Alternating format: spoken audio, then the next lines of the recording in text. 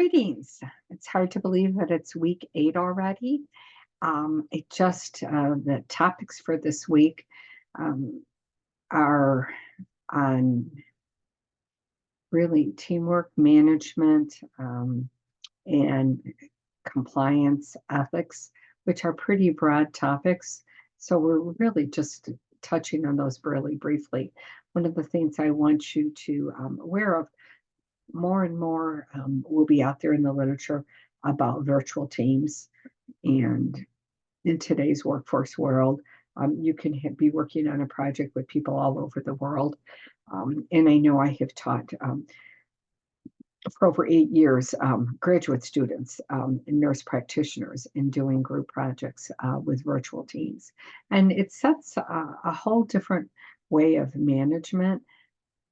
And as you look at your future in healthcare, think about how you do with virtual teams, and how do you do organizing communication when you have Zoom meetings versus everybody's present. There's a lot of controversies right now in the general business world. Sometimes they're bringing people back, um, even though people might be more productive, but they're losing sometimes some of that culture of where everybody's in touch, where you can just connect with them. So those are some things that are a little different.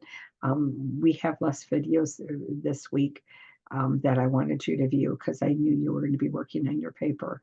With your paper, I just want to share the assignment to look specifically at some of the different parts um, of your paper that might be different from other courses that you've worked with. Um, in order to get all your points, 10 points or 10% of your grade, uh, looks at professional communication as far as giving references, and you need at least 7 professional references. This is just not online references, but like, for instance, your website, but also look at professional resources as far as articles and journals. And with your journals from put the DOI number so you can retrieve the whole journal, not just the abstract. I know sometimes people have posted just the abstract for people in their readings. The other thing is just to realize that I am very particular with APA style. So if you have not used Purdue OWL, is a great resource, but 10 points or 10% of your grade is due to APA. Also, work writing clearly, punctuation. So communication, really 25% is due to communication. The content and the thesis statement are the other points of your paper. And I would encourage you that you want to be um, thorough and succinct in your writing. A 20-page paper is not better. Poorly written is not better than a crisp 12-page paper.